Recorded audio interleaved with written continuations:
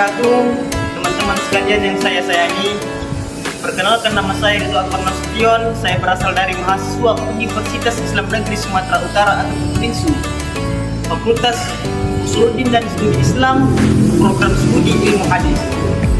Baiklah teman-teman, pada video kali ini atau pada kesempatan kali ini saya ingin menerangkan tentang pengertian ataupun ruang lingkup daripada hadis marfu'.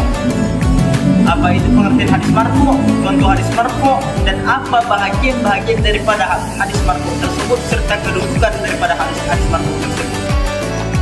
Bismillahirrahmanirrahim.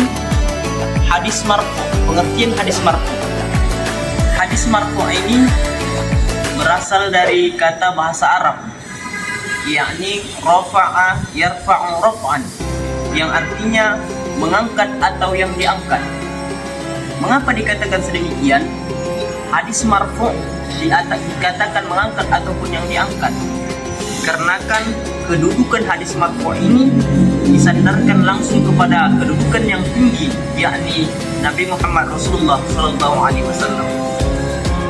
Sedangkan menurut istilah, sebagian ulama menafsirkan bahwasanya hadis marfu' ini adalah segala sesuatu yang disandarkan kepada Nabi Muhammad Rasulullah SAW, baik yang menyandarkannya itu sahabat, tabi'in, ataupun tabi'in, ataupun orang yang sesudahnya, baik berupa ucapan, perbuatan, takrir, ataupun sifat Nabi Muhammad Rasulullah SAW.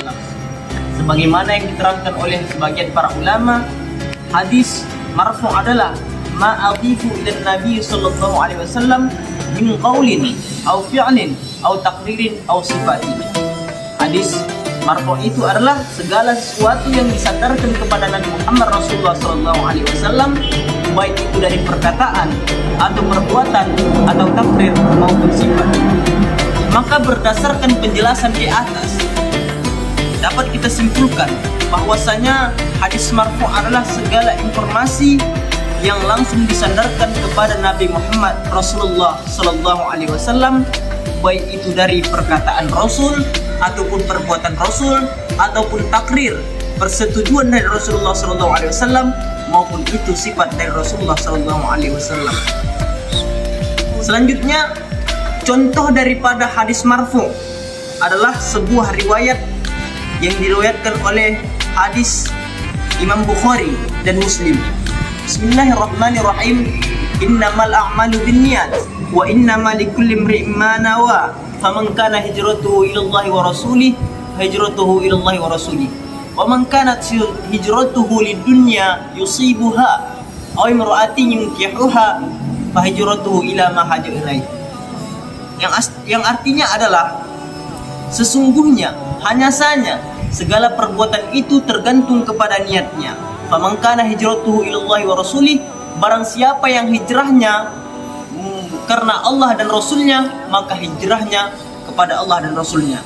Wa man kanat hijratuhu lidunya yusibuha, dan barang siapa yang hijrahnya karena ingin mendapatkan dunia, aw imra'atin yunkihuha, atau mendapatkan seorang wanita yang ingin ia nikahi, fa hijratuhu ila ma haja ilaih, maka hijrahnya tergantung kepada apa yang dia niatkan. Kemudian yang selanjutnya, saya akan menerangkan apa itu macam-macam daripada hadis marfu'. Hadis marfu' terbagi kepada 4 perkara, yakni hadis marfu' qauli ataupun perkataan, kemudian hadis marfu' fi'li ataupun perbuatan, yang ketiga hadis marfu' takriri ataupun persetujuan, kemudian yang keempat hadis marfu' wasfi, hadis sifat Rasulullah SAW. Yang pertama, hadis marfu' qauli ataupun perkataan. Pengertian daripada hadis marfu' qauli adalah bila ada sahabat ataupun tabi'in yang mengatakan bahwasanya Rasulullah SAW mengatakan, berkata demikian dan demikian, maka itu adalah disebut dengan hadis marfu' qauli. Baiklah, adapun contoh daripada hadis marfu' qauli ini adalah Bismillahirrahmanirrahim. An Abi Hurairah qala qala Rasulullah sallallahu alaihi wasallam, man shoma ramadhana imanan wa ihtisaban ghufira lahu ma taqaddama min dhanbi. dari Abi Hurairah radhiyallahu anhu, ia berkata bahwasanya Rasulullah sallallahu alaihi wasallam bersabda, barang siapa yang berpuasa pada bulan suci Ramadan imanan wahtisaban, dengan iman dan mengharap ridha dari Allah Subhanahu wa taala ataupun ihtisab, ghufira lahu ma taqaddama min dzambi, maka Allah Subhanahu wa taala mengampuni segala dosanya yang telah lalu. Hadis ini diriwayatkan oleh Imam Bukhari. Jadi hadis di atas termasuk daripada hadis marfu' qauli, karena seorang sahabat mengatakan bahwasanya Rasulullah SAW berkata demikian dan demikian. Kemudian yang kedua, hadis marfu' fi'li ataupun perbuatan. Hadis marfu' fi'li ini adalah bila ada seorang sahabat ataupun tabi'in yang mengatakan bahwa Rasulullah SAW berbuat demikian dan demikian. Bagaimana contohnya? Contohnya, Bismillahirrahmanirrahim. An Abi Umamah anna Nabiy sallallahu alaihi wasallam tawadda'a famadmada thalathan wastanshaqa thalathan wa ghasala wajhahu wa kana yamsahul maqaini minal aini. Dari Abi Umamah bahwasanya Nabi sallallahu alaihi wasallam apabila ia berwudu famadmada, maka beliau berkumur-kumur 3 kali, thalathan 3 kali, wastansyaqa thalathan, dan beristinsyak 3 kali ataupun memasukkan air ke dalam hidung, wa ghasala wajhahu, kemudian beliau membasuh wajahnya, wa kana yamsahul maqaini minal aini, dan adalah beliau mengusap kedua matanya, kedua sudut daripada matanya. Hadis ini diriwayatkan oleh Imam Ahmad. Maka berdasarkan demikian, hadis tersebut adalah hadis marfu' fi'li. Mengapa? Karena seorang sahabat mengatakan bahwasanya Rasulullah SAW berbuat demikian dan demikian. Baiklah. Kemudian yang selanjutnya adalah hadis marfu' taqriri ataupun persetujuan. Apa yang dikatakan dengan hadis marfu' taqriri ini? Bahwasanya apabila terjadi demikian dan demikian di hadapan Rasulullah SAW ataupun cerita daripada sahabat pada ketika Rasulullah SAW masih hidup dan beliau tidak melarangnya ataupun membiarkannya saja. Baik, bagaimana contoh daripada hadis marfu' taqrir ini ataupun persetujuan ini? Hadis ini diriwayatkan oleh Imam Abu Daud dan Imam Ahmad dari Amr bin As radhiyallahu anha bahwasanya dia berkata, ihtamaltu fi lailatin baridatin fi ghazwati dzati sulasi. Pada suatu malam ketika pada saat perang Ghazwah, bahwasanya Amr bin As telah bermimpi, yakni dalam arti kata mimpi basah. Fa ashfaqtu in ightasaltu an ahlika fatayammamtu, maka kata Amr bin As, aku takut ketika aku mandi aku akan mati, mencelakai diriku sendiri, karena bahwasanya pada saat itu hari sangatlah dingin cuacanya. Fatayammamtu, maka aku bertayamum, kata Amr bin As.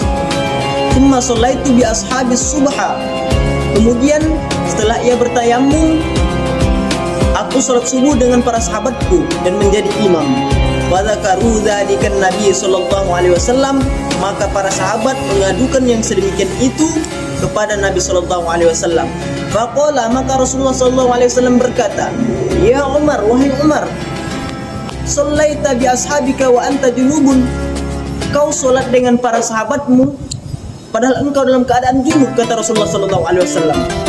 Maka Amr bin As fa akhbartuhu billadzi mana'ni minal ikhtisali, maka aku menceritakan penyebab daripada aku tidak mandi junub pada saat subuh itu dikarenakan adalah cuaca pada saat itu sangatlah dingin. Wa qultu inni sami'tullaha yaqul, dan aku berkata, kata Amr bin As, inni sami'tullaha yaqul, aku mendengar Allah Subhanahu wa taala berkata, wala taqtulu anfusakum innallaha kana bikum rahima, dan janganlah kamu membunuh diri kamu sendiri, sesungguhnya Allah adalah Ia dengan kamu Maha Penyayang.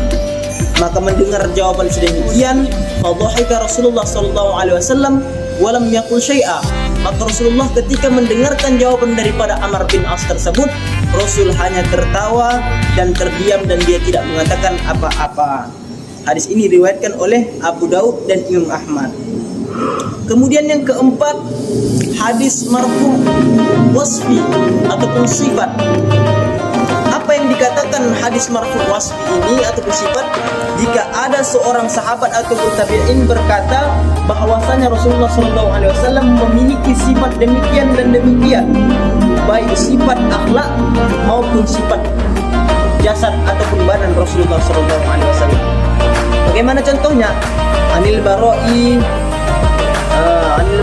bin Azib, dari Bara' bin Azib radhiyallahu anhu qala, radhiyallahu Allah daripadanya, dia berkata, karena Rasulullah sallallahu alaihi wasallam, bahwasanya Rasulullah sallallahu alaihi wasallam itu, kata beliau, ahsanan nasi wajhan, bentuk tubuhnya baik, yang paling baik bentuk tubuhnya, wa ahsanahu khalqan, dan paling baik bentuk badannya, laisa bitawilil banaini wa bil qasiri, badan Rasulullah sallallahu alaihi wasallam itu tidak terlalu pendek dan juga tidak terlalu panjang.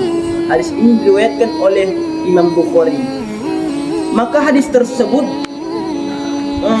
dikatakan hadis marfu wasfi ataupun sifat dikarenakan seorang sahabat mengatakan bahwasanya bentuk tubuh Rasulullah SAW demikian dan kecantikan rupa Rasulullah SAW demikian dan demikian. Kemudian yang keempat ataupun yang terakhir, bagaimana status hadis marfu tersebut? Status daripada hadis marfu ini bisa dikatakan dhaif dan belum tentu juga dikatakan sahih. Maka cara melihat daripada kesahihan dan daripada kedhaifan daripada hadis marfu tersebut adalah termaksud kepada apa yang disandarkan kepada hadis tersebut. Jika perawinya adalah orang yang baik, maka hadisnya termasuk hadis sahih. Apabila perawinya orang yang buruk, bisa dikatakan hadisnya sebagai hadis dhaif.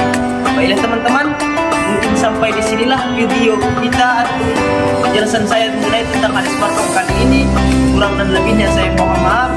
Saya Ridwan Prasetyo mengundurkan diri. Billahi taufiq wal hidayah. Assalamualaikum warahmatullahi wabarakatuh.